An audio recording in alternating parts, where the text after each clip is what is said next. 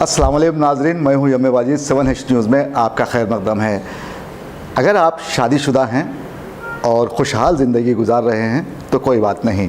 अगर आप शादीशुदा होते हुए दूसरी शादी करने के फिराक में हैं तो आपको अब होशियार हो जाना चाहिए, क्योंकि कुछ वाक़यात ऐसे होने लगे हैं जिससे दूसरी शादी करने वाले की इज़्ज़त मिट्टी में मिल रही है।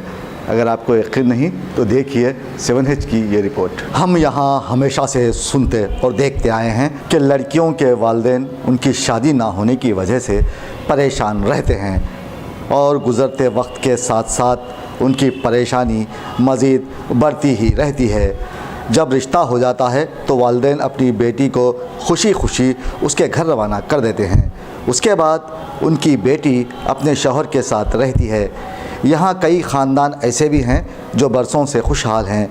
अज़्ज़वाजी ज़िंदगी में शौहर और बीवी अपने बच्चों के साथ खुशहाल ज़िंदगी गुजारे, ये हर एक का ख्वाब होता है। लेकिन कुछ घराने यहाँ ऐसे भी हैं जहाँ के शौहर दूसरी शादी करने के लिए हमेशा उतावले रहते हैं। एक को पालने की उनमें सख्त नहीं होती और दूसरी बीवी को ख़ुद से जोड़ने में मसरूफ़ दिखाई देते हैं। ऐसे मर्दों के साथ क्या होता होगा?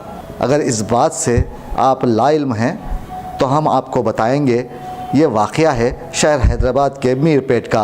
आपके स्क्रीन पर मौजूद ये शख्स, जिसका नाम है परमेश, हयात नगर के आरटीसी में बतौर ड्राइवर काम करता है, जो एक खातून की मोहब्बत में गिरफ़्तार हो गया और कभी कभी ड्यूटी का बहाना करके पहली वाली बीवी को छोड़ दूसरी बीवी के पास आया करता था।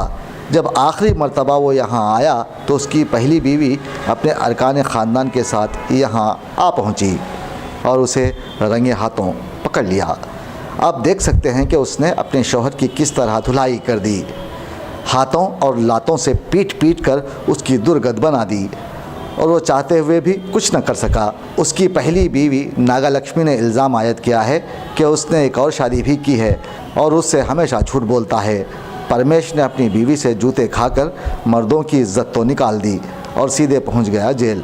दरअसल अज़्ज़वाजी ज़िंदगी के चंद मुफीद और कारआमद उसूल होते हैं जिन्हें अपनाते हुए शौहर और बीवी ज़िंदगी भर खुश रह सकते हैं। एक दूसरे से अटूट मोहब्बत और भरोसा उनकी ज़िंदगी को कामयाब बनाता है। परमेश जैसे झूठे इंसान के साथ उसकी बीवी का रवैया उसके अंदर के गुस्से को ज़ाहिर करता है।